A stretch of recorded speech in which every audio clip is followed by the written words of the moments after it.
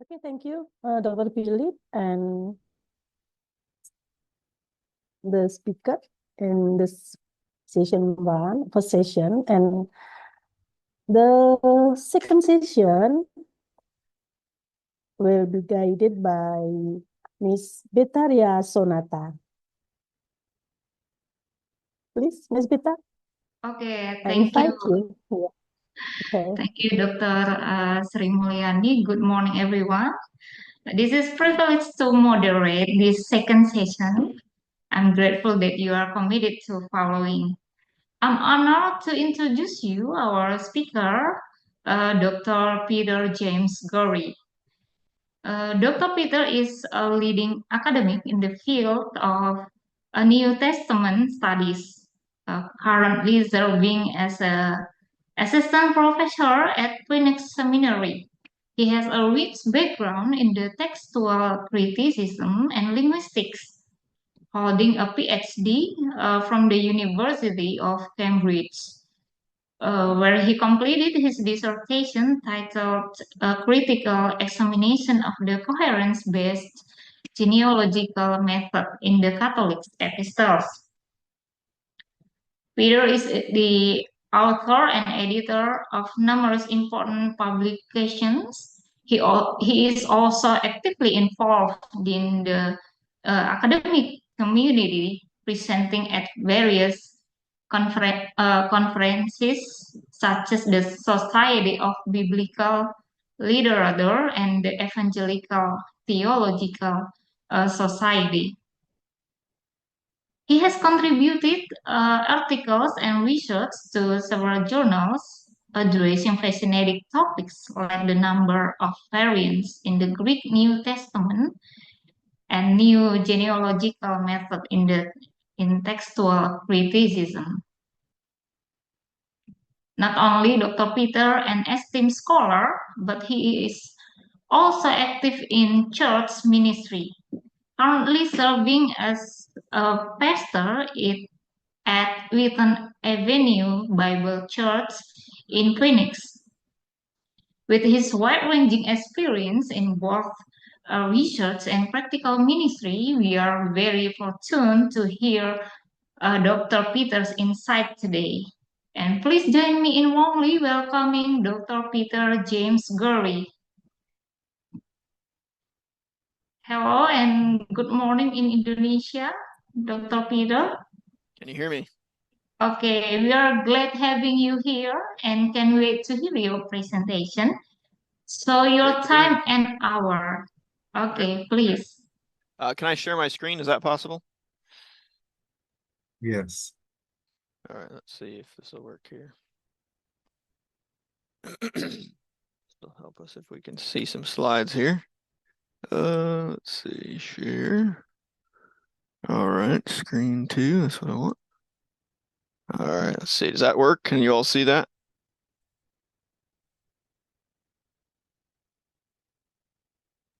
Can you all see my slides? Okay.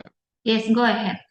Okay, very good. All right, so what I'd like to do with the hour that we have together, I know there's some time for Q&A at the end.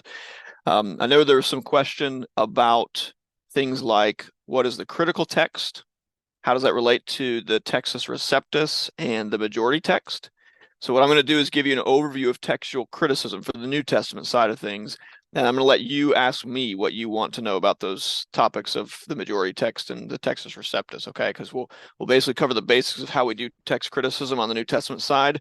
I am a proponent of the critical text, but you are more than welcome to ask me about the other views as well, and I'll do my best to answer those, okay? So let's think together then over the next hour about this question of the text of the New Testament. And oftentimes the way people encounter this question, you've already heard a lot from Dr. Mead on the Old Testament side of things, and so there's clearly some overlap, but probably the most common way that people are going to encounter the issue of textual criticism is in our Bible translations, and particularly in their footnotes.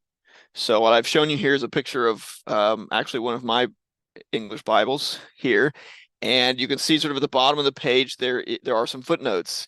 And in particular, if you were reading it, say, Luke 23:34, which is what I have open here in my English Bible, you would find the famous prayer of Jesus from the cross where he says, "Father, forgive them, for they know not what they do." And then the text goes on and says they cast lots to divide his garments.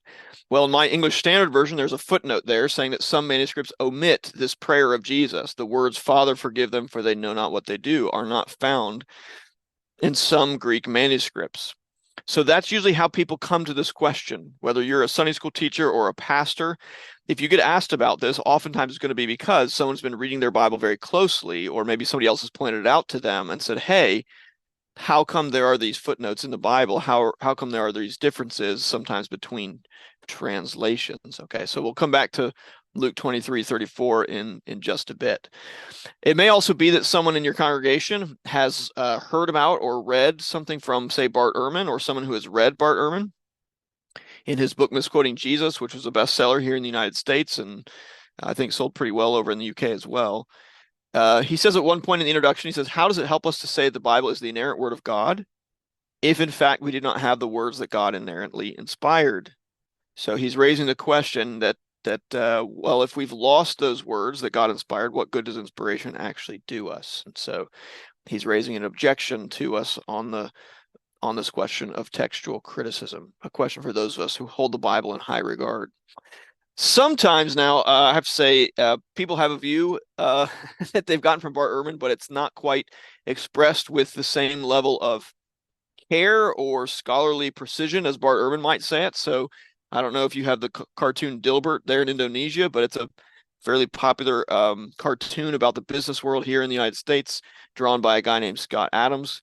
And back in 2006, he read Bart Ehrman's book, and here was his summary of Bart Ehrman's book. He said, I never knew that there are about a zillion different versions of the Bible because it was copied and recopied by hand by semi-literate, opinionated morons for hundreds of years. So I kind of like to describe this as sometimes the way Bart Ehrman's views get boiled down or get interpreted or understood by people sort of on the ground, by the ordinary person who's not a Bible scholar.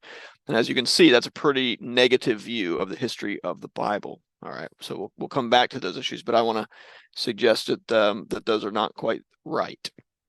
But before we come back to that, I want to step back and ask a question that maybe Dr. Mead covered with you already, but it's important, I think, to talk about it right up front here, and that is, why do we even need to think about textual criticism? That's the technical term for this discipline, for this area of study of the Bible. We're not criticizing the Bible in some sort of negative sense. The idea is that we're studying the Bible carefully, and in this case, we're studying the text of the Bible. We're asking the question, where the manuscripts are different from one another, how do we know what the text of the Bible really is? Why do we need to even do this? Well, I'm going to give you 3 reasons that are historical, and then 1 reason that is theological. Okay, so the first historic reason, is that the original documents, what we call the autographs, are lost to us. We do not have the copy of Romans that Paul sent to Rome. And if we assume that Paul maybe kept a copy of the letter to the Romans for himself, for his own archives, in his own files, that one has also been lost. So we don't have any of the original copies of the New Testament. This is true, of course, for the Old Testament as well. It's also true for virtually every ancient literary writing. I don't know of any major literary writing from the ancient world where we know that we have the copy that the author actually penned. All right. That's not surprising given the distance between us and the original writings, given the material that those things were written on, that those documents were written on, and given things like fires and persecution and all sorts of things. There's every good reason to understand that they've been lost. Not surprising at all. Okay, so the originals are lost. But second, copying by hand is hard. It's not the end of the world that we don't have the originals. We don't actually, as I'm going to argue, we don't actually need the original documents, the original manuscripts. That's not really what's important. What we're concerned with is the wording on those original documents. But the problem at this point is that copying by hand is hard. And I always like to say, if you don't believe me, just try it. Take out your Bible today and try to copy the letter to the Romans by hand and see if you make any mistakes in the process. I can guarantee that you will make some mistakes because it's hard to do. And so scribes made mistakes sometimes when they were copying manuscripts, as you've already heard from Dr. Mead. As a result, the third historical point is that means our surviving copies, we have thousands of copies of the New Testament just in Greek, as we'll see. Those surviving copies don't all agree with one another. All right. So we have to ask the question, when they disagree, which one do we think is right and why? But those are all, as I said, those are all historical reasons why we need to do textual criticism for the Bible. But there's a fourth reason, I think one that's important for us as Christians to think about. It's a theological reason. Because you might think that, well, it's fine to think that these things are all true of the Bible and think true of other ancient literature, but the Bible is different. We believe as Christians, the Bible is different from all other literature. So why wouldn't this be different? Why should it be that the originals of the Bible are lost? Why should copying by hand be hard for the Bible? Why wouldn't it be different? I think the reason is simply this. Christians historically have believed that God inspired the authors and kept them from error. Christians have never believed, to my knowledge, that God also kept every scribe ever from those same errors. All right. So the kind of protection and inspiration is the technical term, right? The kind of inspiration that God did, that the miracle of inspiration applies to the original writers, not to every scribe who came after them. So it's clear that there are differences in our manuscripts. You've seen plenty of them, I'm sure, from Dr. Mead's presentation already. We'll look at some in just a minute here for the New Testament. But simply, I think it's the case that God inspired authors and not scribes, and so we should not actually be surprised that he allowed scribes to make mistakes. Just as we have uncertainty when it comes to interpreting the Greek or Hebrew text of the Bible in terms of its meaning, we should not be surprised that God is okay with there being some uncertainty at the level of the text as well. We can come back to that point later if you'd like, because that's an important one, I think, theologically. But those are four reasons why we need to even do textual criticism. All right. Now, let's think together then about the evidence that we have for doing this. What kind of evidence has God provided for us to do this work of trying to identify the original text of the New Testament? First, we have a large category of evidence that we call Greek manuscripts. This is the most important category of evidence because, of course, as you know, the New Testament was originally written in Greek. And so our Greek manuscripts are especially valuable. By one recent count, we have something like 5,700 copies of the New Testament just in Greek. All right, I'm going to qualify that in some very important ways in just a minute, because not all of those Greek manuscripts are created equal. They're not all equally valuable for us. But that is still a lot, as we're going to see. That's a lot. All right, so we have Greek manuscripts. Then secondly, as with the case with the Old Testament, as you heard from Dr. Mead, we have translations of the New Testament. Very early on, the New Testament was translated into other languages like Latin, like Syriac, like Coptic, for instance. Then eventually translated into languages like Arabic, Old Church Slavonic, and the list goes on and on and on. Now, the most important ones for what we're talking about tonight, sorry, it's today for you all, it's tonight for me. But what we're talking about today is the most important ones are Latin, Syriac, and Coptic. Those are by far the three most important ones for us, okay? Now, translations, however, we have some difficulties with these, okay? There are two in particular. One is that the translations, they all had to be hand-copied as well. So what you see here is on your screen is a picture of a Latin New Testament manuscript, and you can probably tell it's been written by hand.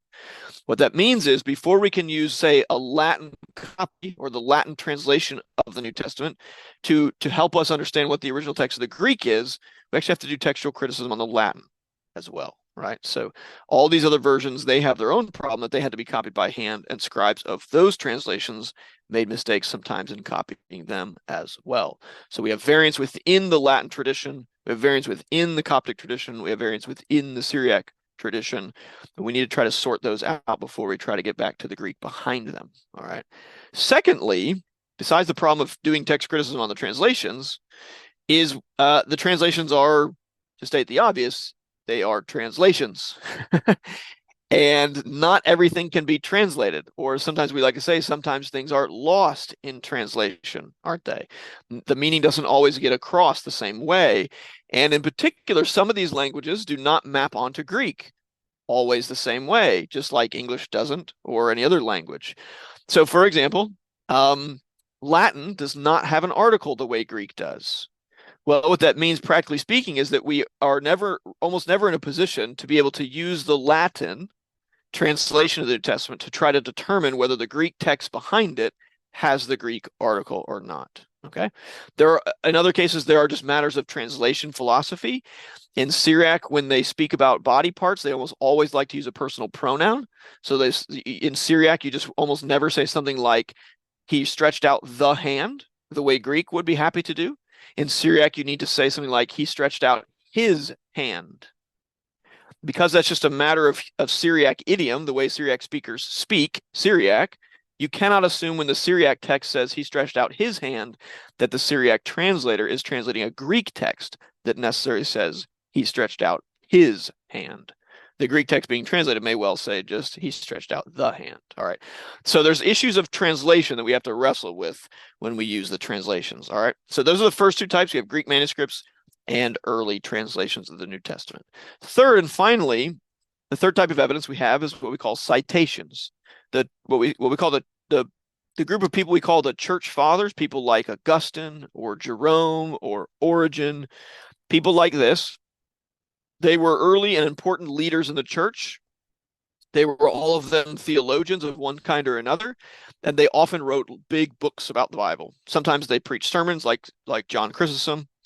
And when they did, they often quoted the Bible, and that includes the New Testament. So we have thousands and thousands of citations from the church fathers that we can also look at to see what text were they using. And what's especially helpful about them is for most of these church fathers, we know when and where they lived. Sometimes we even know if they moved from one city to another. For example, with Origen, we know he moves from Alexandria to another city, right, across the Mediterranean. So that's helpful because we can then see when we're reading these authors' works, we can say, well, I know Augustine lived in the 4th century and lived and worked in North Africa, right? I know that someone like, someone else like Chrysostom is in the 4th century, right? And he's in the eastern part of the Roman Empire at that time, right? So we can often pinpoint these church fathers in time and place, which is really helpful because sometimes that allows us to say which variant existed in what place and what time. Sometimes we can even get behind our Greek manuscripts using the church fathers because we know they might have lived before the time of our earliest manuscripts. That's especially important in a case like the longer ending of Mark, where our earliest evidence is actually not from Greek manuscripts, it's from church fathers. Now, there are some limitations for citations. We had some limitations with translations. We have some limitations with citations as well. And some of those are the same because some of these church fathers are writing in a different language, like Augustine, for example, is writing in Latin, not in Greek. So we have the issue of translation there again. But then in other cases, even when the church father is writing in Greek, we still have the question of when they give a biblical text in their writing, are they quoting it from memory or from manuscript? And we've all had experience where you've tried to remember a verse off the top of your head and you can't quite remember it right. And you say it's something like, and then you go on to give a quotation, and it's close, but not exact. If you were to open your actual Bible, you would see that what you said is not the same thing as what's actually in the Bible you memorized it from, right? Because sometimes our memory fails us. We just can't remember the details. That certainly could happen in the church fathers, where when they were writing their works, they may not have bothered to flip open a manuscript to see exactly what it said. They might have quoted from memory. And that helps explains why sometimes when we're looking at the church fathers, they can actually quote the same verse 2 or 3 times across their writings, and they never quote it the same way twice, right? That's not surprising to us, but it does mean we have to be cautious sometimes with the evidence from the church fathers. Okay, so again, we have Greek manuscripts, translations, and citations. By far the most important type of evidence is the Greek manuscripts, but the other two can be very helpful in some cases. All right, now let's think together about the Greek manuscripts in particular, because we need to qualify. I said to you earlier that when it comes to Greek manuscripts, we have about 5,700 of them. Nobody knows the exact number really because sometimes they move around from library to library. Sometimes libraries lose them or at least lose track of them. And so it's hard to keep track of all of them with great precision. All right, but the best count that I've seen recently is about 5,700. But as I said earlier, we shouldn't think that they're all the exact same. All right, so let's qualify that. In the first instance, we need to say that not all of those 5,700 manuscripts are equally early. they range in their date. And so you can see from this chart, this is from 2015, so this data could probably be updated a little bit since then. And sometimes these manuscripts are dated between 2 centuries. They may be second or third. So I've been a little bit liberal here and said if it's second or third, I'll put it in the 3rd century here. Okay, so some of these you could push a bit earlier if you wanted to. But you can see very clearly from the chart that the bulk of our New Testament manuscripts come from the Middle Ages, from the 11th, 12th, 13th, and 14th century. Okay, so you should not think that when you hear something like a number like 5,700 manuscripts, you should not think, oh, and those are all from within 100 or 200 years of the New Testament. They are not. The bulk of them are up to 1,000 years after the time of the New Testament. Okay, I don't think that's necessarily bad, as we will see, but that's important to remember. Okay, so they're not all equally early. The colors, by the way, these are the traditional ways of grouping New Testament manuscripts. We group them by the material they're written on, by the style of handwriting, and by whether they are what we call continuous text or lectionaries. So a lectionary is a manuscript that has selections of readings that are based on the church calendar, and they're to be read usually in a church service, okay, or a monastery. So you can see the different types that are there, and you can ask me about those if you want later. But let's move on. So they're not all equally early. They range in date. Okay, I'll skip that. Well, no, I'll go back to that. The star there, the explosion there, that's the Muslim invasion, and then the old guy there, that's that of course is sorry guys, it's a little bit late here. My mind is blanking here for a second. It's Gutenberg, okay, who invented the printing press, of course. Okay, so I just put him there to show you that even after the printing press, people are still copying the New Testament by hand. All right, keep that in mind. All right, keep in mind early is not always better when it comes to manuscripts. This is a common mistake that people make, and it's because in general it's true that earlier is better. If all things were equal, we would rather have an early manuscript rather than a later one, but it's not the case that earlier is always or necessarily better. So what I've given you here on this slide is just 2 pictures of manuscripts of the book of 2 Peter, I believe is what I've got up here. Yeah, 2 Peter. One is known as P72. It's one of our earliest copies of 2 Peter. It's from the 3rd or 4th century. And the other one is a much later one, a manuscript that's designated as number 323, the 12th century. And based on the most recent major scholarly edition of 2 Peter, scholars actually believe the one on the right, the one from the 12th century, has a better text overall than the one on the left, even though it's almost 1,000 years later. Okay, now we can talk about why. You can ask me later why we think the one on the right is better and not the one on the left.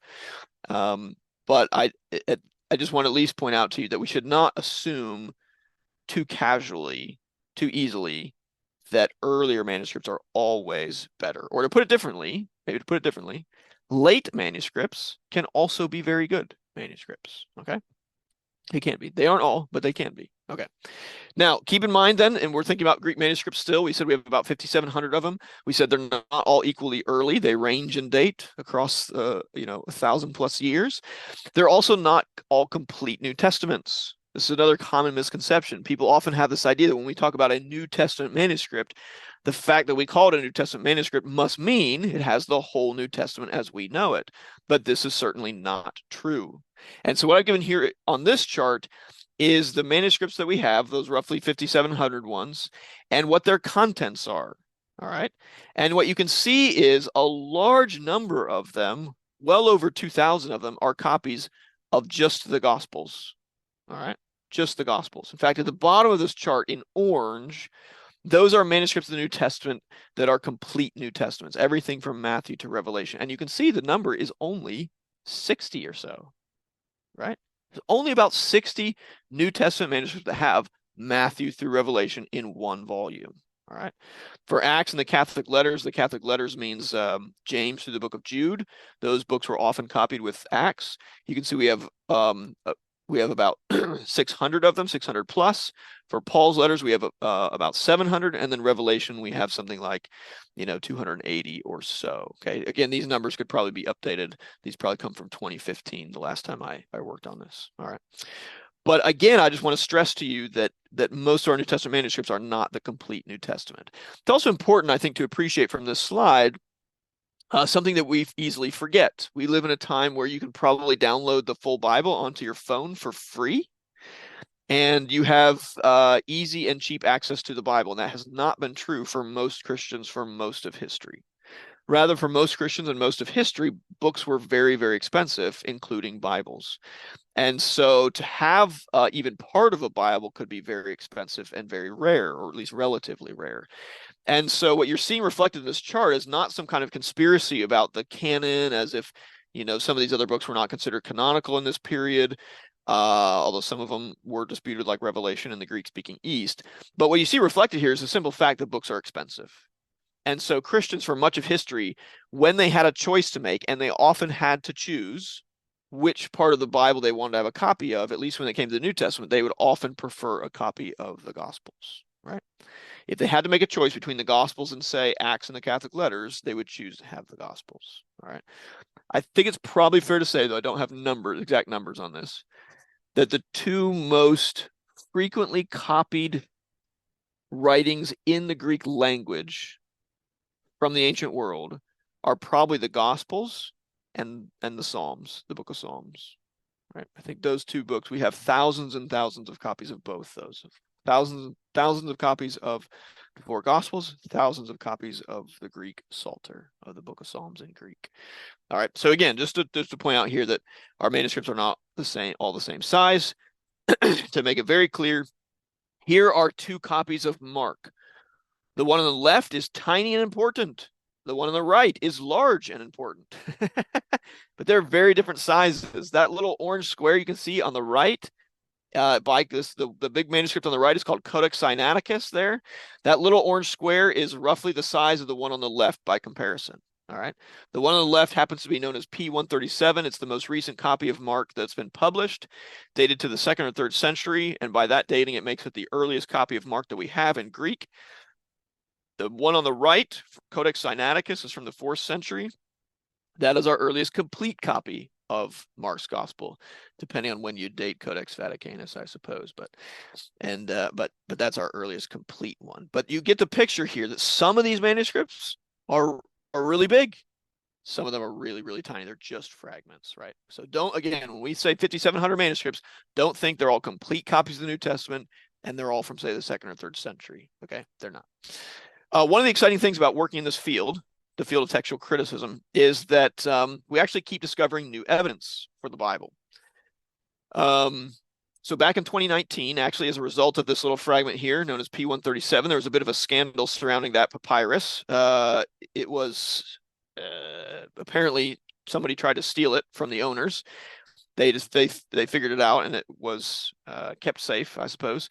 But that group that it was almost stolen from is known as the Egypt Exploration Society. And this was a group based out of England that back over 100 years ago, 2 Oxford scholars went to Egypt and found a massive trash dump.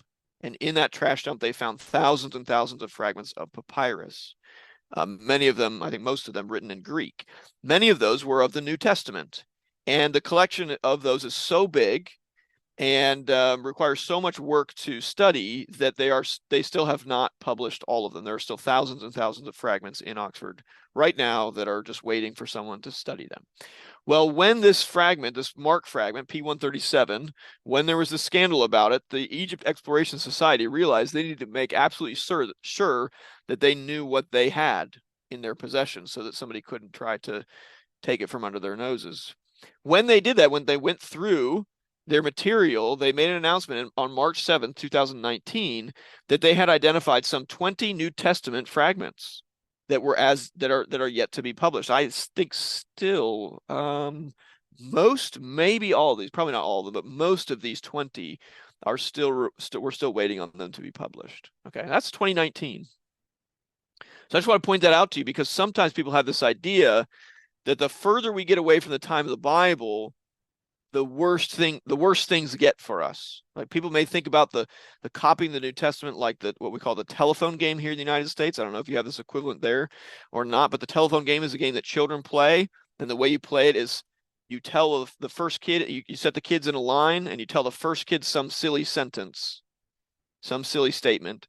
And then that kid has to pass it on to the next kid and they pass it on and pass it on. And by the end, the sentence has changed so much that it's unrecognizable. Nobody even know what it means. Okay. that the copying of the Bible is not like the telephone game. And one reason is because people think, well, the further we get away from the time of the New Testament, the worse our evidence gets, right?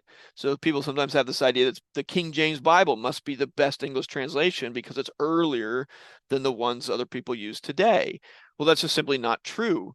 Since the time of the King James Bible, we've discovered far more manuscripts and studied far more manuscripts than what they had access to in 1611 when the King James Bible was published, right? And this is just an example. Even in our own lifetime, New Testament manuscripts continue to be discovered, identified, studied, published, and then they influence our Bibles. All right, we'll come back to that, or can.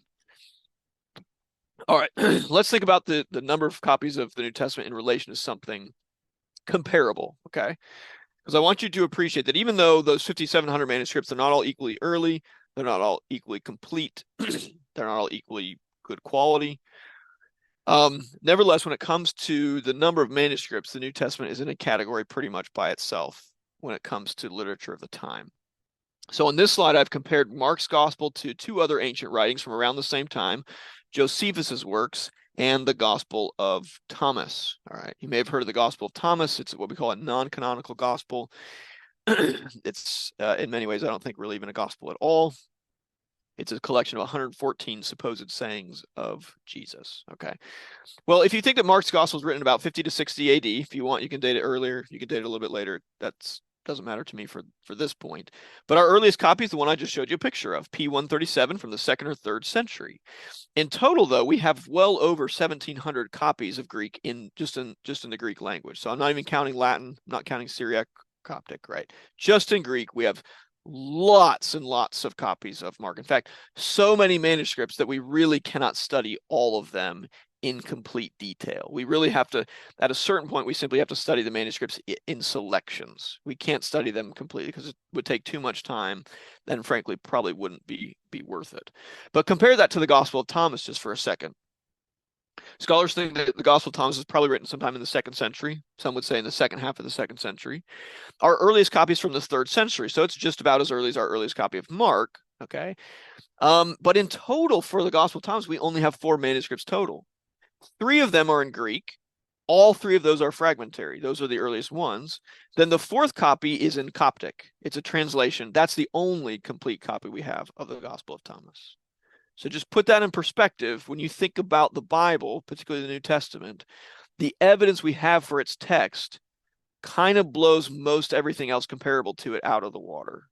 We have just a lot of evidence to use to try to get back to the original text. We're in a far better place to get back to the original text of Mark than we are with the Gospel of Thomas. Now, to be fair, the fact that we have so many of those manuscripts creates part of the problem because there are differences between all those manuscripts. You have far more what we call textual variants or differences between those 1,700 copies of Mark than you do between those 4 copies of the Gospel of Thomas, for the very simple reason that you only have 4 copies of Thomas and only one of them is complete.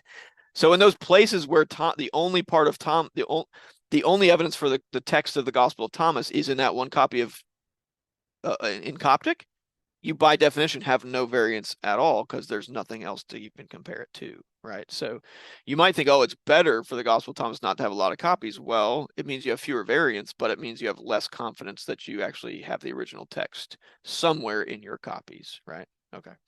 So again, we can come back to that if you want. But to put a fine point on this, I give you a quote here from an Italian textual critic. He's a classicist. He's not a New Testament scholar. He's been dead for quite a while. But this is probably one of the most famous text critics in Italy from at least the last century, a guy named Giorgio Pasquale. And in his famous book on textual criticism, he says, no other Greek text is handed down so richly and credibly as the New Testament.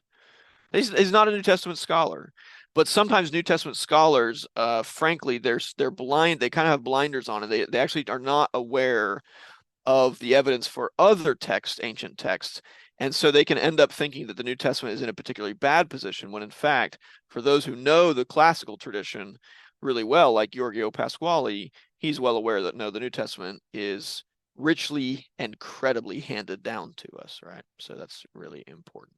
All right, now, We need to add another qualifier as we think about the evidence for the New Testament text. It's one thing to say we have 1,700 copies of Mark's gospel, but if all 1,700 of those copies are really bad copies, we have no good copies. Right? So we have to realize that we're not just interested in numbers. Numbers alone do not prove anything, okay? Other than they prove that the New Testament was very popular, which it was, okay? What we really want are good copies, not just lots of them. So we have to ask the question, how well were these manuscripts copied? And again, we can turn to Bart Ehrman and read something he says in his New Testament introduction, where he says the unfortunate thing is that when we think about our manuscripts of the New Testament, we have a problem in that the earlier we go in the history of copying, the less skilled and attentive the scribes appear to have been. All right. So he's thinking in particular of something like the chart I just showed you, where I showed you the bulk. I'm going to go back to here for a second if I can. Let's see. Whoops. Here we go. Let's go back to it. Okay. He's thinking again of a chart like this one. And he's saying, look, you have a lot of copies. There's no doubt about that. But the problem is the bulk of those copies are later, and those ones are carefully copied. But the earlier you go, the less carefully they are copied, right? And so the implication seems to be, yeah, it's great to have a lot of manuscripts, but the earlier you go, the worse they are. And so that's a problem for us in getting back to the original text, okay? Now, I want to actually grant his point here. I think Dr. Ehrman is basically right, that I do think over time, particularly when you get to the let's see, the late classical period or the Middle Ages, so starting from like 7th, 8th century and on, I do think our copies of the New Testament tend to agree with each other at a higher rate than some of our earliest manuscripts. Some of that may be just simply the fact that we have so many more of them later on. So there's sort of more manuscripts to fill in the gaps where we have gaps in the earlier evidence. That's possible. But I think probably in general, he's right that our later scribes are more careful. And some of that I think is simply due to the fact of where these manuscripts are being copied. By the time you get to the Middle Ages, we should assume that most New Testament manuscripts are being copied in something like a controlled environment, like a monastery, where they're being copied by monks who've been trained to do this, and they've been trained to do it especially carefully. Doesn't mean they all got it right all the time, doesn't mean they were all great, but overall, the quality of scribes, I think, does go up in the Middle Ages compared to the earlier era. But I don't think anything necessarily follows from that. Or maybe I could ask it differently. Does anything follow from that? And the answer is, I think, no, not necessarily. And to make the point, I want to draw a separate comparison for you to make the point. Now, forgive me if this analogy doesn't work too well, but probably you've all heard of Michael Jordan and probably you've all heard of LeBron James, okay? If I were to ask you to raise your hand if you think that Michael Jordan is a better basketball player than LeBron James, can we do this on screen? Let's see if we can do this. Normally I'm in a live audience, so this works better.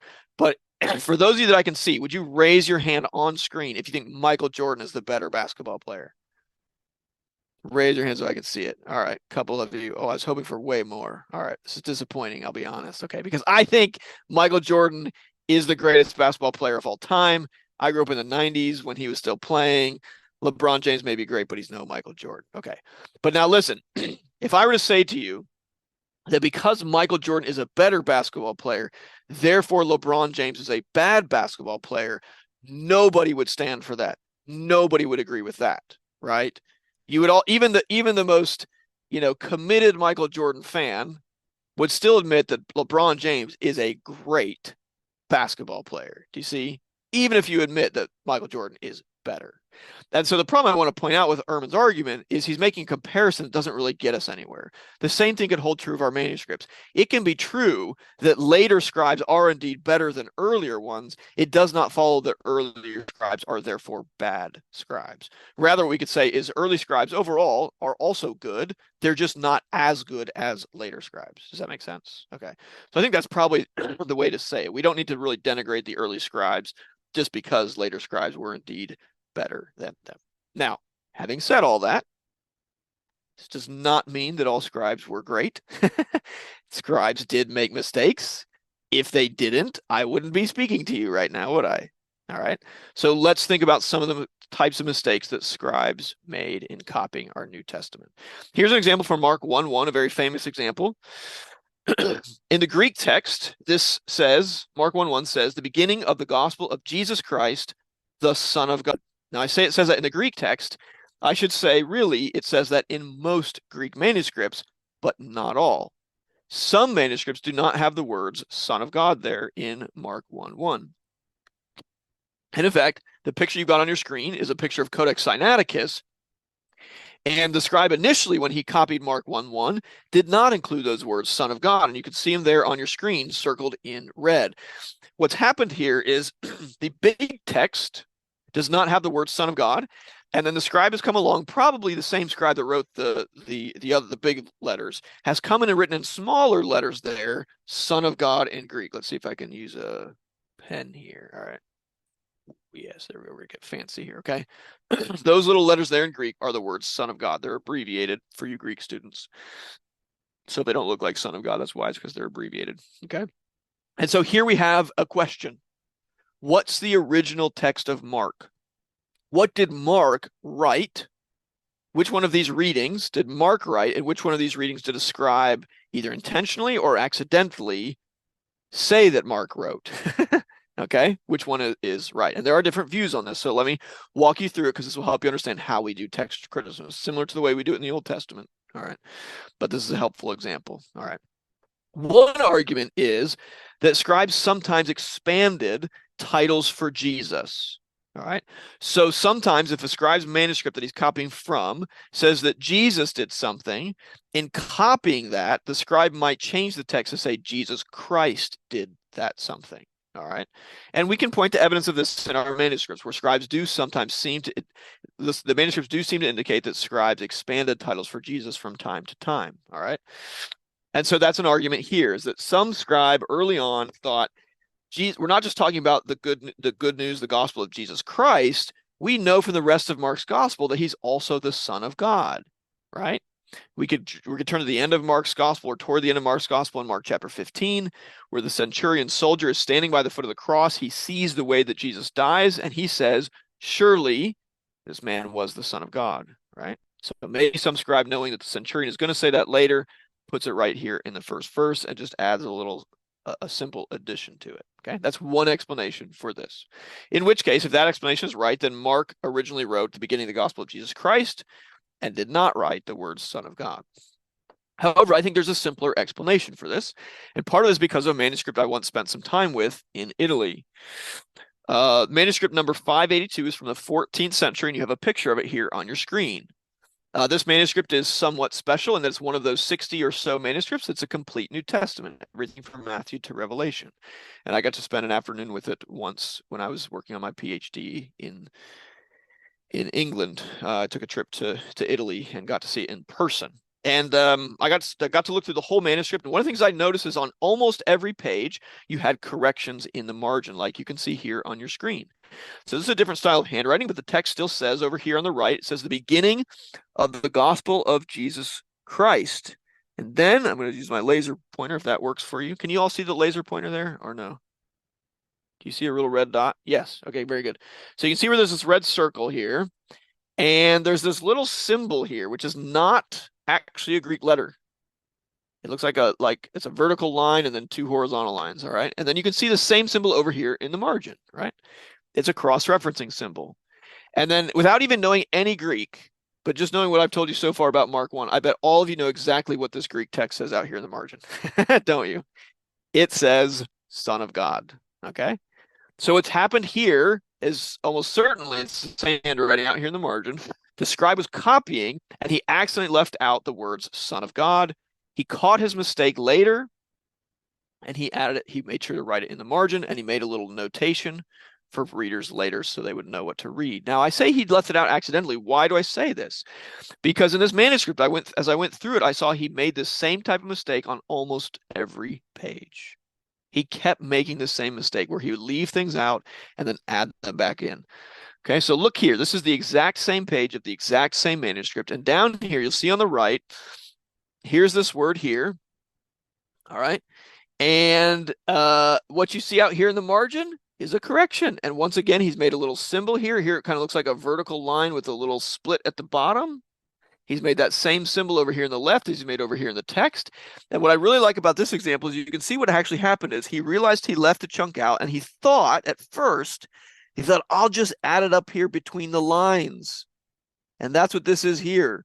That says legon, the word saying in Greek. But then he scratched it out. Why? Because he realized he can't fit it all in there. He left out way more than will fit in between the lines. He's had to put it out here in the margin. That's what he's put out here.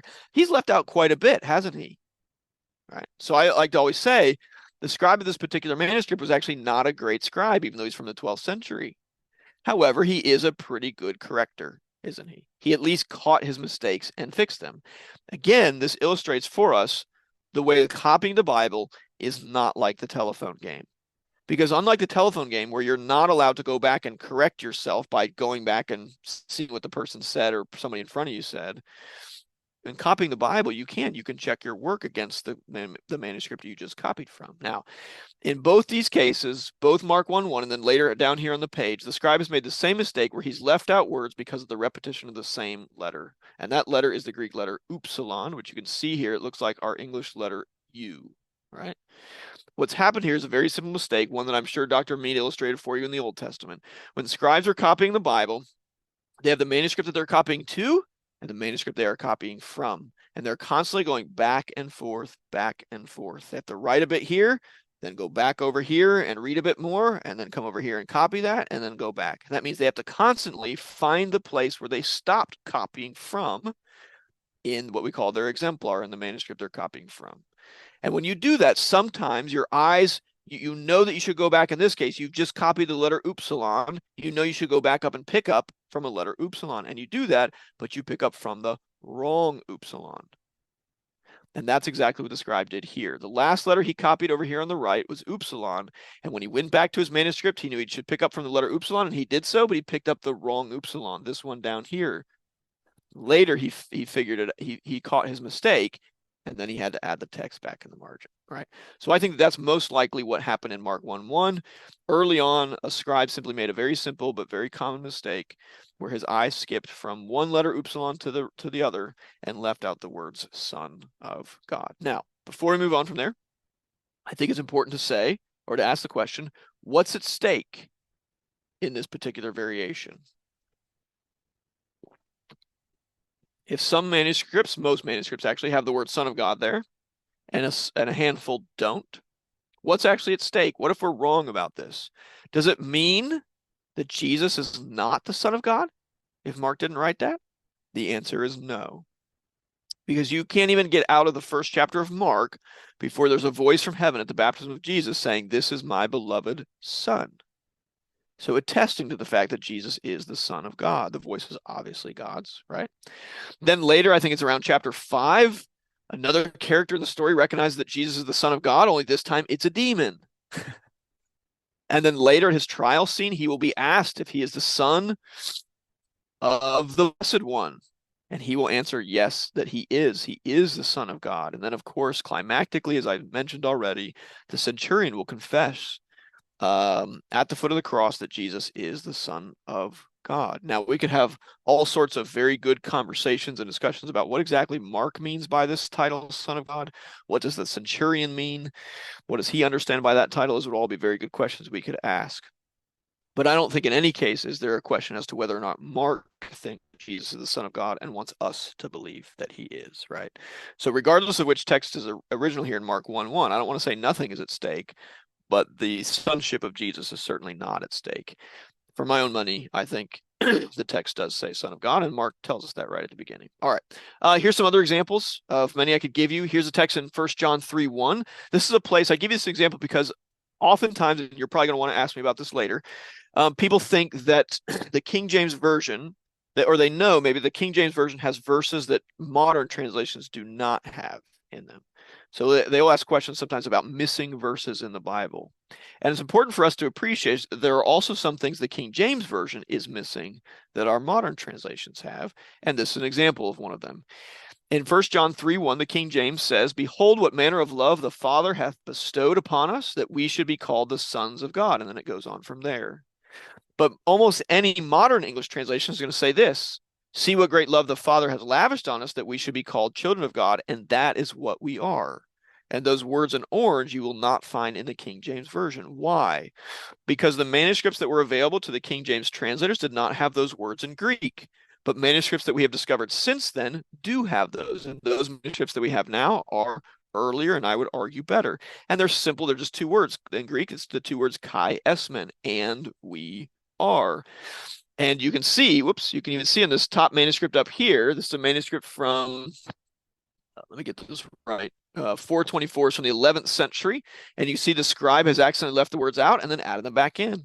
Then the reason is very simple. It's the same mistake we just saw in Mark 1:1. You can see it here a little bit more clearly in Codex Vaticanus. The word here in Greek is esmen, and the word right before it also ends in the letters men, in English, M-E-N. So it's the same kind of mistake. Some scribes accidentally left out the words kai esmen because of the repetition of the same letters. Okay. The technical term for this is called homoiotoluton, or sometimes parablepsis. It's a mistake where the scribe's eye has skipped from one word to the other and accidentally left out what's in between. All right. So here's a place where your modern translations have more text than your King James, and for good reason. All right. Now, when we think about these variants, you might wonder, how many of these are there? Are there just tons and tons of variants like this that are this important? And so we need to think about this, okay? And I like to give an example from John chapter 18. It might surprise you to know that we actually don't know how many variants there are total for the New Testament, for the simple reason that it would take a lot of work to count them all, and it probably wouldn't be worth anybody's time. Because lots of the mistakes are just simple, obvious ones and don't matter for anything, okay? But in John 18, it's one of the few places where we have a really large data set that we can work with. In particular, we have over 1,600 copies of John chapter 18, just in Greek, okay? And someone has gone through and compared all those manuscripts and tallied up or added up all the variants. And one summer during my dissertation, I went through and I counted them all. And I counted about 1,698 meaningful variants, okay? So we're not talking about spelling differences here. We're not talking about places where the scribe wrote a word that isn't actually a word just by accident, okay? We're talking about meaningful variants, all right? Well, there are 800 words in Greek in John 18. So if we think about how many meaningful variants there are in our manuscripts of John 18, we could just say, oh, well, there's more variants than there are words. And that would be true. And people like Bart Ehrman like to say this, and they can give the impression that we simply can't even know what the original text of the New Testament is.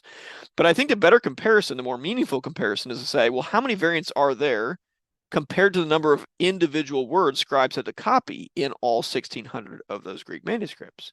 So if you do the simple math, you can check me on this, but 1,659, all 1,659 of those Greek manuscripts have just about 800 words in them that scribes had to copy by hand. That amounts to about 1.3 million words that scribes copy in order to give us those 1,600 plus manuscripts, do you see? Well, if we do that math, then what we end up with really is one variant, one unique or distinct variant per 723 words copied, which is to say, another way to say it is about one variant every time a scribe copied John 18, right? That's actually not that bad, I don't think. Most of these, by the way, do not affect the translation and are easily recognized as being mistakes. One way to measure this is to ask, when we get to John 18, how many times do Bible translators think they need to give you, as a Bible reader, a footnote alerting you to one of these variants? And if we go through some modern English translations like the ESV, the NIV, the NASB, the NRSV, and even the Net Bible, if you've never heard of the Net Bible, it's famous for having thousands and thousands and thousands of footnotes. None of those translations give even one footnote in John 18 for a textual variant, right? So that should give you some indication of how many of even these meaningful variants, how many of them really matter. That is to say, how many of them are hard to decide between, how many of them would affect translation? And the answer is almost none of them. If you were to read a detailed academic commentary on John 18, you would find that on average, a detailed commentary on the Gospel of John will discuss maybe 3, 4, I think maybe I've seen one that has like 5, right? That they think it's necessary for them to discuss for interpretation. All right. I always say when people ask me how many variants matter, I have to say matter. It depends on who you're talking about. How many variants matter to me as a professional textual critic All of them do, because I learn about how scribes did their work from looking at even the really boring mistakes. But that's a very different number than saying how many of the variants matter to a Bible translator or matter to a preacher or a Sunday school teacher or my mom when she does her devotions, for example. Okay, so we can come back to that if you want. Another way to think about this is how many variants make it into our Greek New Testaments, our printed Greek New Testaments. In John 18, you can see the UBS 4, which is a Greek New Testament that a lot of Bible translators use. It has 10 variants in John 18. The Nestle Aland Greek New Testament, which I have my students use here at the seminary, has about 173. And then you can see the total there. So only a tiny fraction of these variants ever make it into our printed editions of the Greek New Testament. And that's for a very good reasons, because the bulk of them are very boring or irrelevant because they're so obvious. They're such obvious mistakes. They may only be found in a single manuscript or 2 manuscripts. And again, they're very obvious mistake. Okay, so we have lots of variants. It's true, but it's because we have a lot of manuscripts. And most of the variants are not that significant. Another way to get at this question, think about how many variants matter, is to say how many times do editors have to guess when it comes to the New Testament? What we call conjecture. That's the technical term for this. How many times do scholars look at all the manuscripts we have, all the evidence we have, Greek translation, early translations, and patristic evidence, and think, you know what? None of them are right. The text we have in these manuscripts, none of them really quite make sense. Okay, it does happen sometimes. Happens more on the Old Testament side than the New Testament side. You can see this picture here. I always joke this is John Meade preparing his talk for you guys. Not really. It's actually Solomon Schechter, but that is a scholar working with a whole lot of biblical manuscripts, and you can see how much work he has to do. But in 1881, 2 Cambridge scholars named Westcott and Hort produced a very famous Greek New Testament. And in it, they noted, in their introduction at least, they noted 63 places where they thought the original text had been lost, that scribes had messed up the text, and they had to restore it by guessing. Okay, they called these suspected readings where they suspected that the original text had been lost. It wasn't found in any of our manuscripts. Okay, that's in 1881. Okay. By 1927, the 13th edition of what will become the Nestle Aland Greek New Testament had 18 places where the editors thought they needed to guess at what the original text was. By 2012, the 28th edition of the Nestle Aland has only 2 places. In 2017, the Tyndale House Greek New Testament has 0 places where they think they need to guess at what the original text is. What that means, practically speaking, is New Testament scholars, New Testament text critics at least, are very confident that when it comes to the text of the New Testament, when we look at our printed Greek New Testaments, you have 2 parts to it. You have the top, which is the text that the editors think is original, and then you have the variants marked down below, right? In virtually every place where there's a difference, scholars think that the original text is either at the top of the page, and if it's not there, it's probably down at the bottom. Right? So it's almost never a question of whether we have the original text of the New Testament. It's only ever a question of which one is the original text. And that's important, I think, for us to keep in mind. It shows us that God has really done us a great kindness in giving us so many copies of the New Testament that we can be pretty confident, I think, that we have his words. All right. Lastly, I want to ask this question. It's an important question. The variants that we do have that are difficult to decide, like Luke 23:34 that I started with, Father, forgive them for they know not what they do. How often is Christian doctrine affected by these variants? How often? Well, I'm going to skip this. Let's say we need to end at 9:20. So I'm going to skip this example for time and come back to Luke 23:34 that we started with, right? This very famous prayer of Jesus from the cross. I like to use this example because I think, in my opinion, this is one of the hardest variants in the New Testament to decide, at least for me. Okay, it's also really important text. Jesus' offer from the cross, I think all of us admit, is one of the most profound things that Jesus ever says or does, right? It's a profound example of the kind of love we're supposed to have for our enemies. But I want to ask you this question. Well, here, I'll give you some pictures. Here's P75, one of our earliest copies of Luke. Where that red arrow is where you might expect that prayer to be, and there's no prayer at all. Here's Luke 23 in Codex Sinaiticus from the 4th century. Again, no prayer. Here's the earliest copy we have of that prayer in Codex Beza from the 5th century, and you can see how it's added there down at the bottom of the margin. Okay, so there are some very good, very early manuscripts that don't have this prayer at all, and there are good arguments on either side as to which one is original. I'll give you just a handful of them, okay? Some people think that, well, first let me start. There really is no good explanation for either reading that would explain it as an accidental change.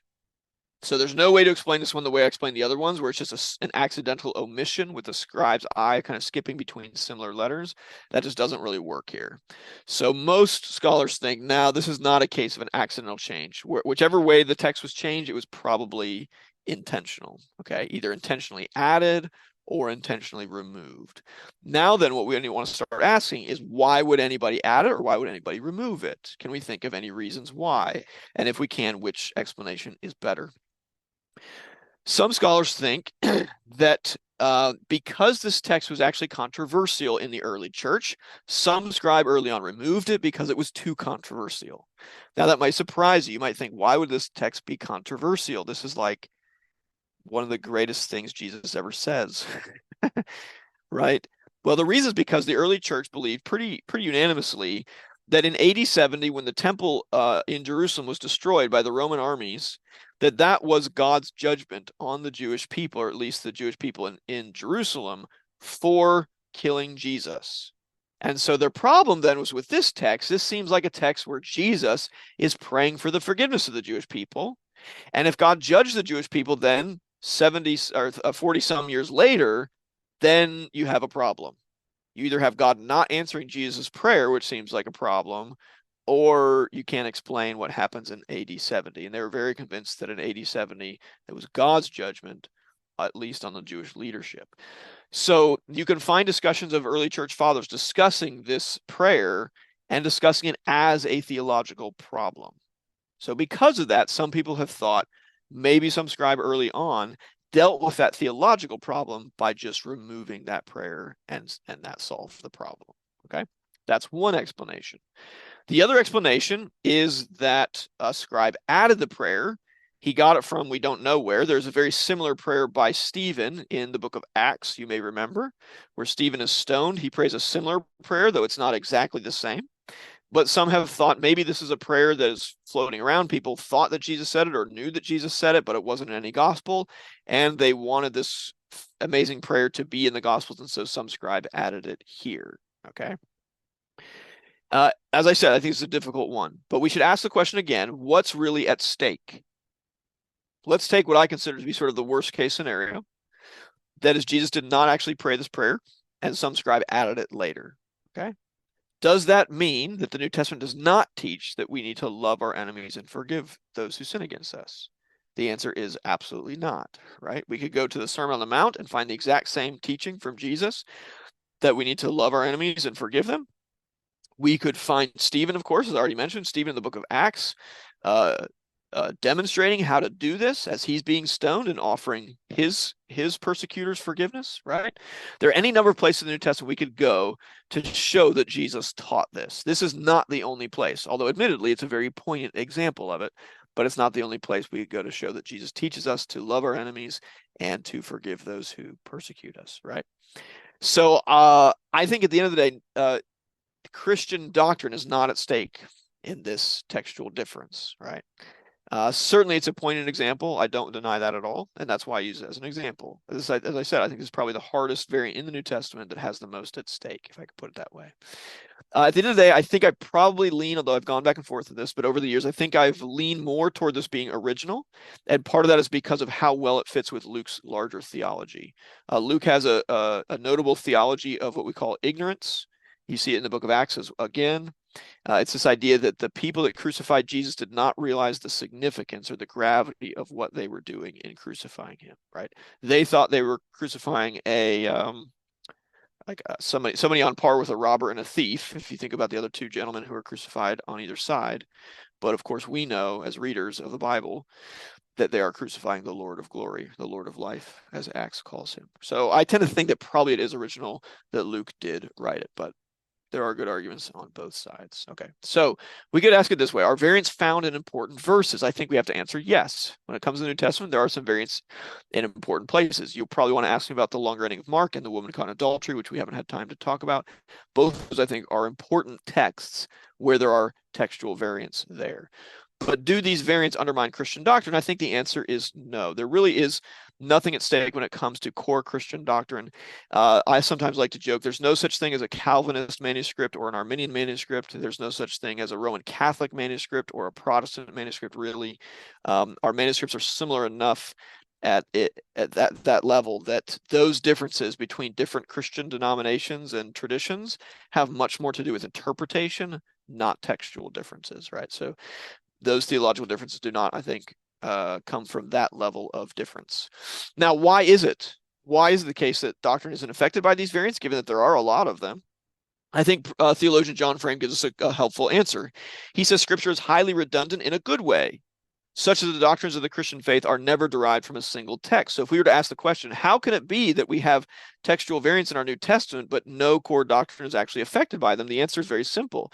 It's because the most important teachings of the Bible are taught almost in every case in more than one place.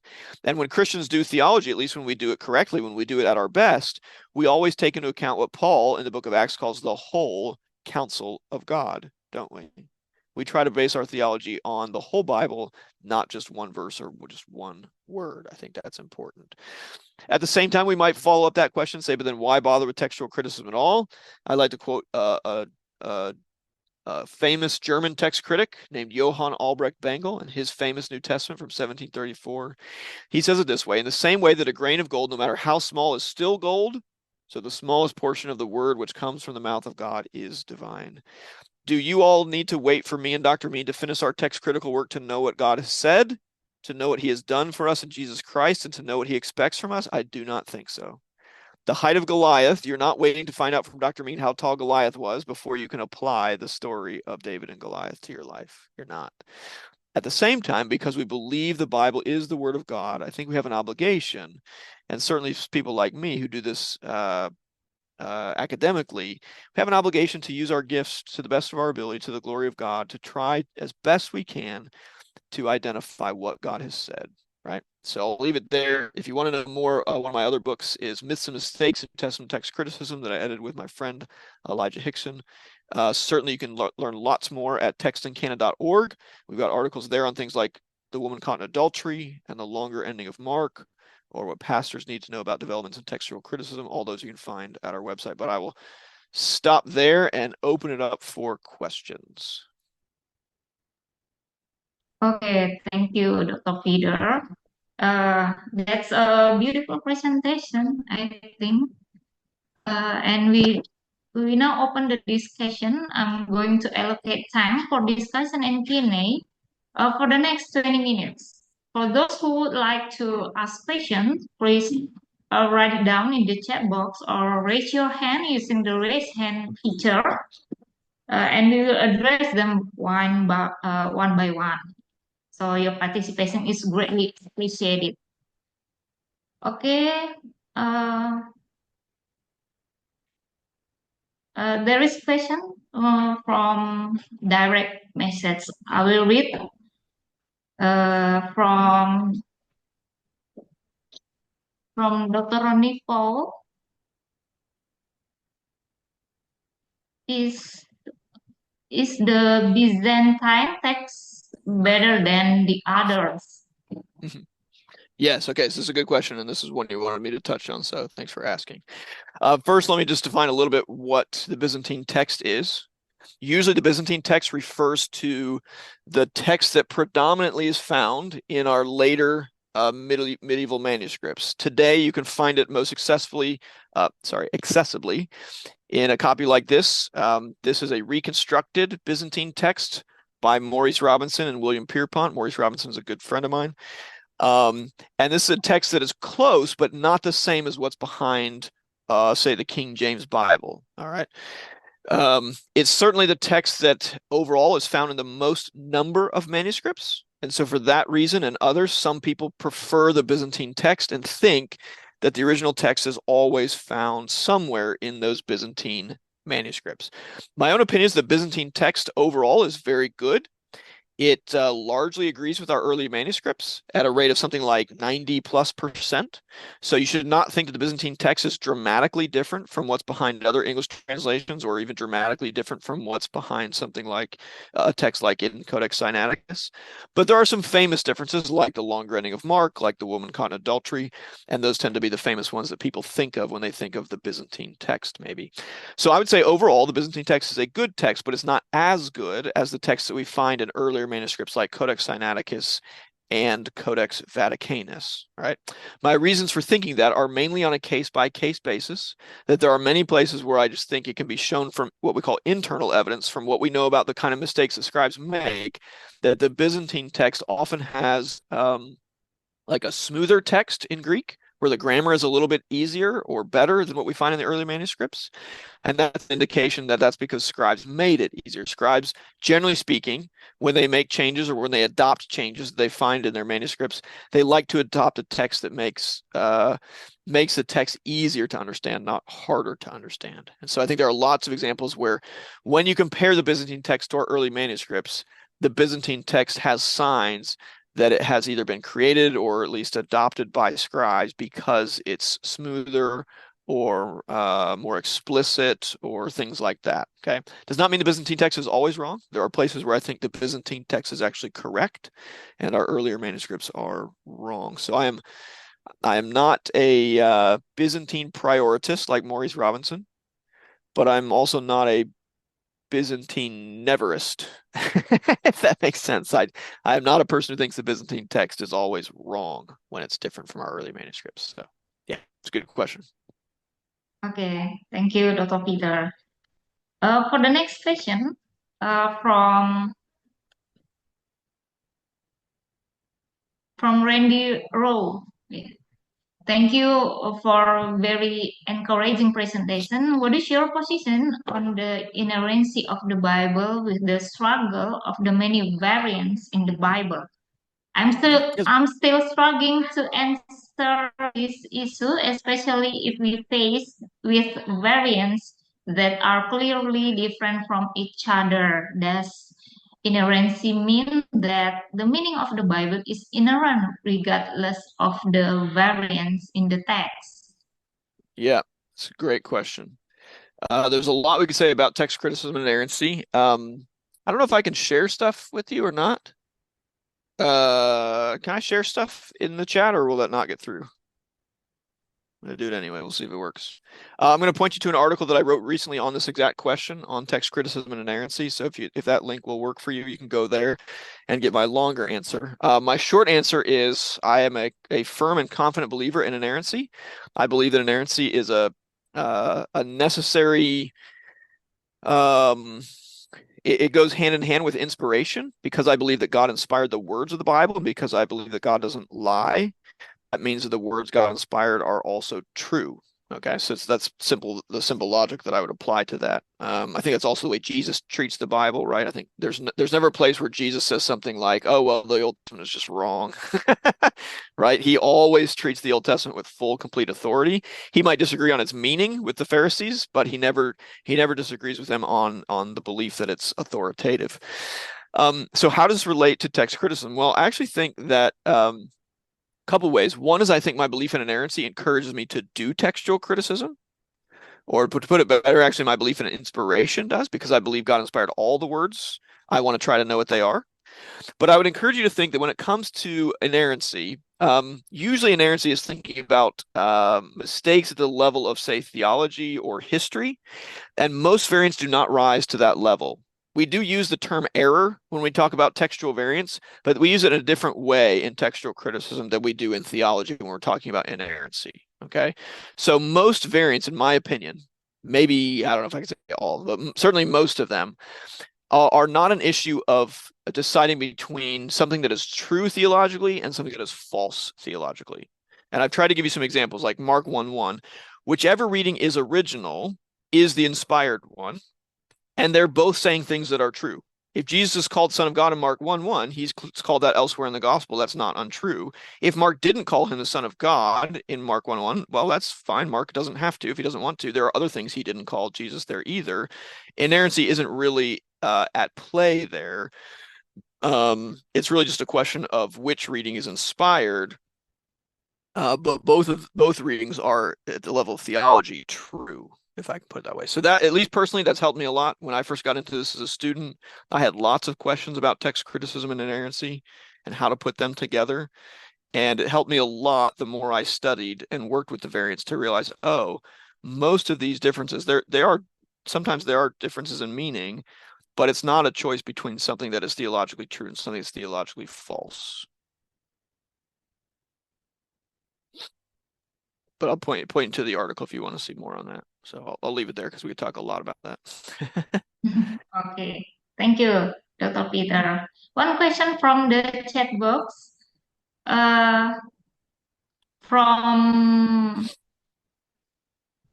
Jagujay Singh from India. Okay, sure. Sir, thank you so much for your presentation. One question. Is the prisoners use in copying the manuscripts as punishment in the early centuries? Thank you. Can you ask that again? I missed the first part.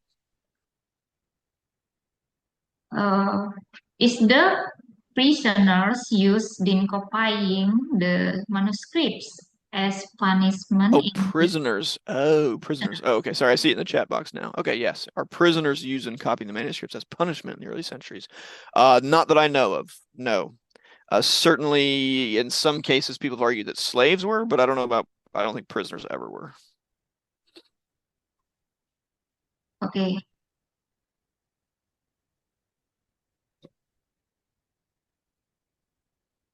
Boner has a question. Can we take a question from the screen here? Boner has a question or no? Yes. I don't think I can unmute you. Sorry. There you go. Yeah. Hi, Dr. Peter. Yeah. Thank you. Good to see you, Boner. Yeah. Glad to see you here. Thanks for such great presentation. I have actually any question, but I want to provide two questions. Number one is I'm wondering about when you presenting about the issue of Mark chapter 1, verse 1 variant. Mm-hmm. Mm-hmm. And if I'm mistaken, might be, I guess you agree with that the reading of Archetuangelius Christ without VUTU. Yep. That's very interesting because when I tried to explain that first to my student in my class, I was trying to read the article from Dr. Peter Hart. Yes. Peter Hart agree with you, but surprisingly, he does not agree with me. Yes, surprisingly. Although I think Boner, we're winning him over slowly over time. We're slowly chipping away at him. I think he might come around eventually. We'll see. But go ahead. Yeah, and surprisingly, when I read the article of your colleagues, Tommy Wasserman, it's quite different because he agreed with probably the marked right about VUTU variation. Mm-hmm. Mm-hmm. And finally, because I don't want to make my student get confused, so I conclude in my class that let's say that maybe most scholars agree with some of them agree that without VUTU, but some of them agree with only use of Christ. My question is, could you explain briefly how do you use your method? Why it's quite different with Tommy Wasserman about the issue, and because the initial text of your thought is about without YouTube. That's the first question. And the second question might be, I'm not sure if that's appropriate time to ask you, but let me ask that. I know a little bit about the current issue of method of textual criticism. And my question is, how about the text type issue method? How about the issue of what? Sorry, say that again. Yeah, how about the issue of text type theory? Oh, text types. Yes. Okay. Yeah. All right. So you asked me about Mark 1:1, and you want to know, does my view differ from Tommy's? Is that your question? Yeah, the first question, that's one. And the second one is text type. No, Tommy and Tommy and I both agree. We both have the correct view of Mark 1:1. But he's done a bit more work using the CBGM, and we talk about it in our book on the CBGM. We use that as an example. So he's given a lot way more detail. He's written a very long, detailed, very good article on this. So I've just given you the very short version here. Yeah, there's a lot more to say, and I agree with pretty much everything in his longer article. I've just given you the easy version here tonight, which I think is the core of the issue. I think once you can explain it with a simple accidental mistake, I think your work is basically done. It's obviously helpful to look at all the other evidence as well, but I think the simplest explanation is just an accidental omission, and once you realize that, you can move on. So that Peterhead was my supervisor, right? So I disagree with him on this one. But I keep working on him. Regarding text types, yes, there's a lot to say. We had a lot to say this summer. We had a Text and Canon Institute conference on it in Oxford. I'll just give you my own view. There were some different opinions there. I think we all pretty much agreed that at least the old way of conceiving of text types needs an update. My own view is that we should sort of abandon them entirely. And the way that I would say it is, it's certainly true that manuscripts are related to each other. There's no doubt about that. That's just, I often have to remind people, all New Testament manuscripts are related to all other New Testament manuscripts by virtue of being New Testament manuscripts. So every copy of Mark is related to every other copy of Mark somehow. But saying that doesn't really tell us much of anything. But are there these things called text types that are these groups of manuscripts that can be tied geographically or to a specific time? No, I'm not convinced that can be done, mostly for the simple reason that I don't think the definitions of text types have ever really been nailed down. I don't think anybody actually has a meaningful definition of text types as a way to clearly distinguish one from another. Yes, again, you have some manuscripts that are more related to some manuscripts than to other manuscripts, yes. But does that allow us to draw a circle around them and say, okay, all the manuscripts inside this circle are this thing we call the Alexandrian text type? No, I don't think so. But you'll have to wait a little bit longer for me to make that full case, because the book that'll come out of the conference will not be out for another year or so. So I'll have to leave you hanging on that one, I'm afraid, Bonar. But my own view is that text types are not helpful, that we should move away from, that we can do text criticism without them just fine. So yeah, thanks for the question. Okay, thank you for the discussion and question, Bonar. I think I open the question from Yonghan, please.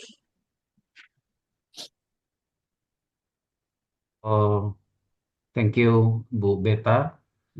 Thank you, Peter, for your presentation. It's very excellent.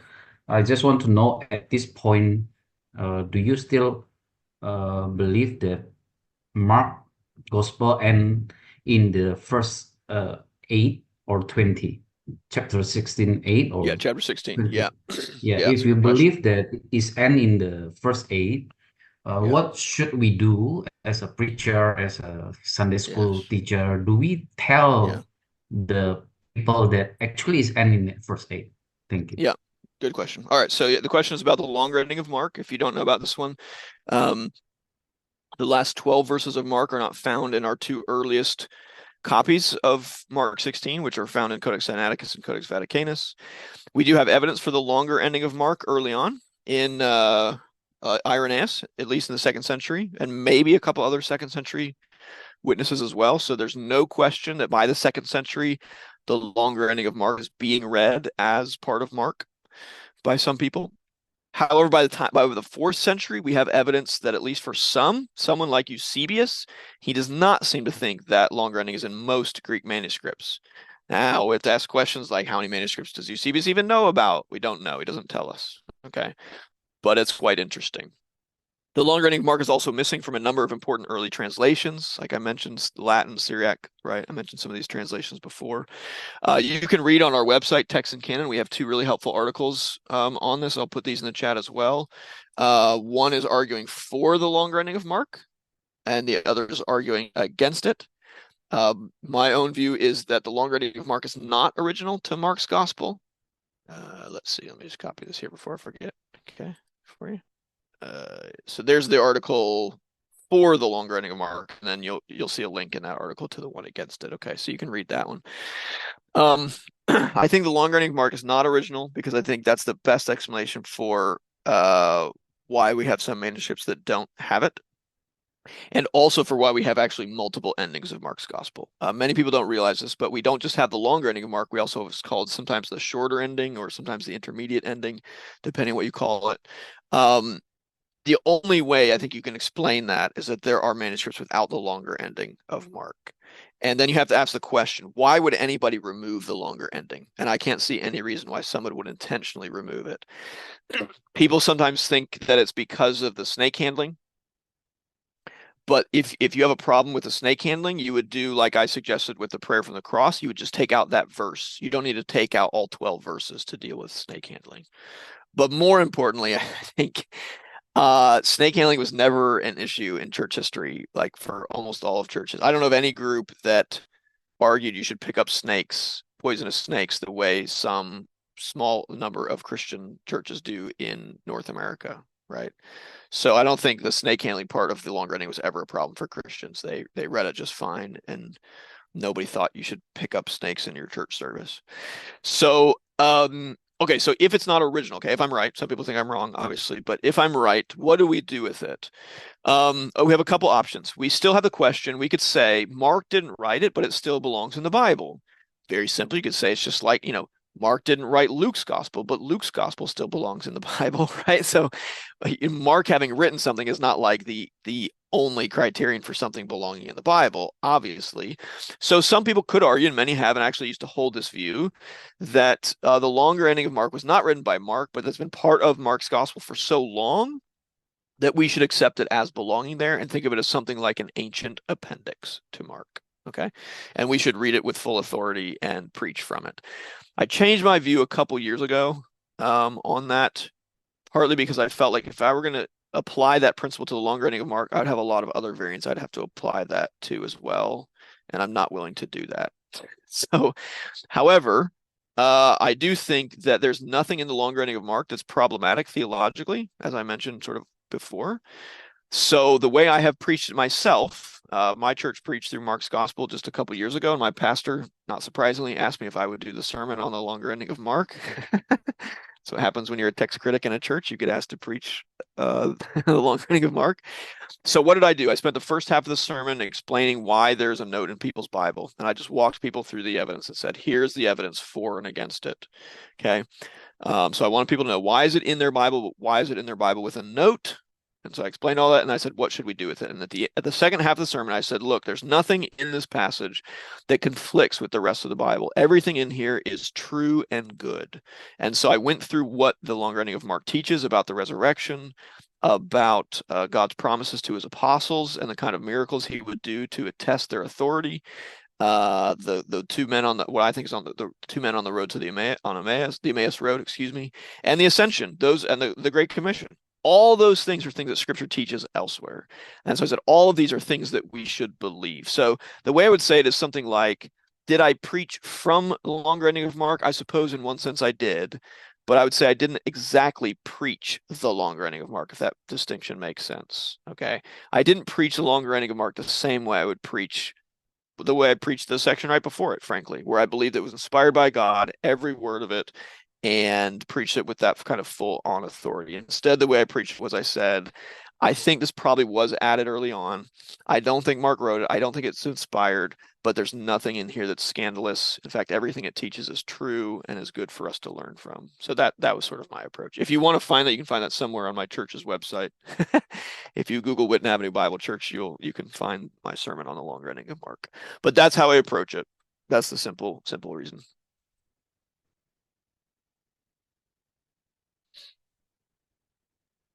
Okay, thank you, Mr.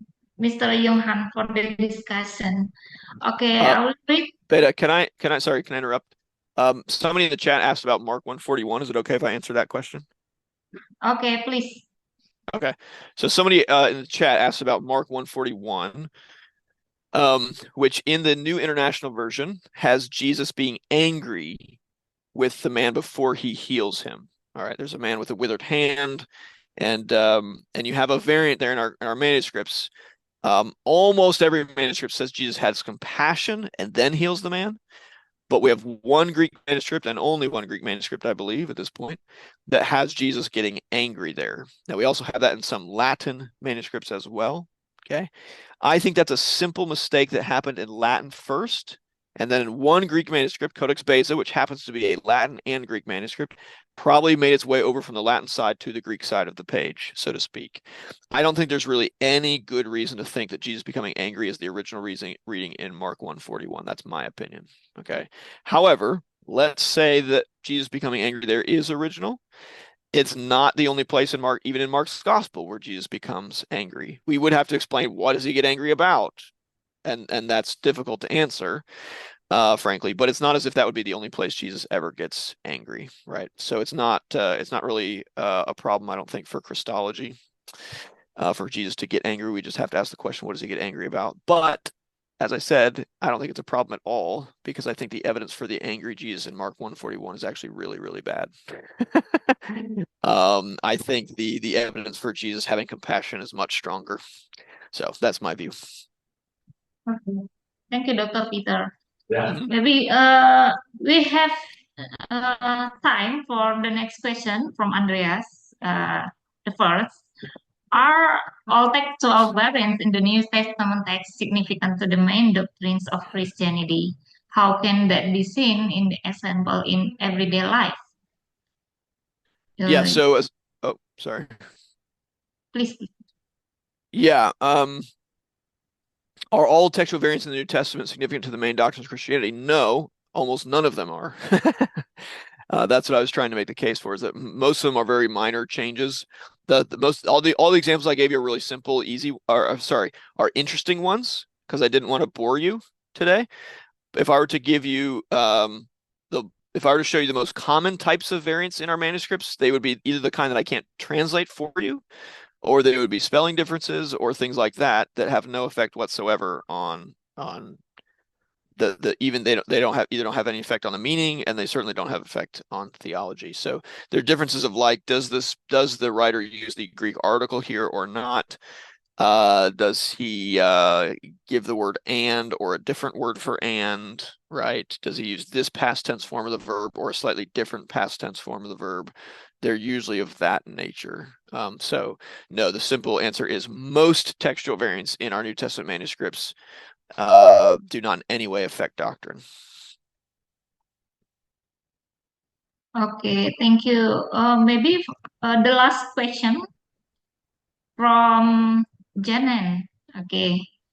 I want to ask you, is there really exist a manuscript that could be categorized as a canon manuscript, or at least church father used it as a standard manuscript in their time? Thank you. Let's see, a canon manuscript. Let me find this question. Can you ask the question again? I'm sorry. Is Trying to there find it really again. exists a manuscript that could be categorized as a canon manuscript, or at least church father use it as a standard manuscript in their time? Okay, I'm not sure what you mean exactly by canon manuscript. But is there an example of, like, a manuscript that a church father used as a standard manuscript in their time? It's very hard to know. Like, we don't have any manuscript that we can say we know this church father used this particular manuscript. We just simply don't. We don't have anything close to that. No.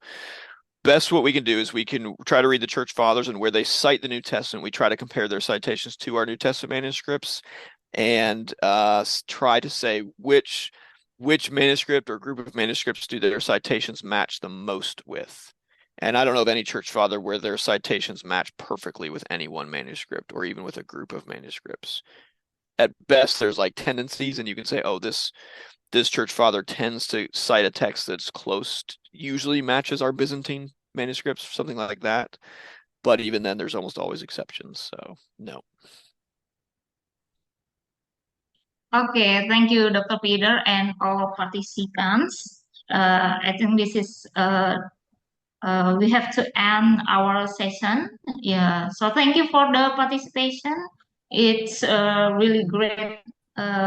Appreciated. Okay. This is the interesting discussion from Dr. Peter and all participants. Uh, Maybe any closing statement, Dr. Peter? Oh, just a word of encouragement to you all. Thanks so much for coming and your interest in this. I think probably the biggest thing we should all take away is the great gift that we have in the scriptures. But that gift does not do us any good if you don't open it. So all the work that I do as a text critic does not matter if you don't actually read the Bible and try to live it out. So let me just encourage you to read your Bible. Okay, thank you, Dr. Peter, for the excellent and blessing presentation. May God blesses you in your work, ministry, and researches. I hope what has been presented also can be a blessing to all. As an appreciation, we are going to show you the digital certificate as a symbol, and we're gonna send you as soon as Thank you. possible. Okay. Thank you so much. Have a good day, everybody. Enjoy the conference. Okay, thank you. For participants, please fill out the attendance form using the provided link in chat box. For those who would like to receive a certificate, it is available for a fee 2,000 rupiah, and you can fill the provided link in the chat box. Okay. Thank you all for your engaging questions and discussion today. Let's continue to the next.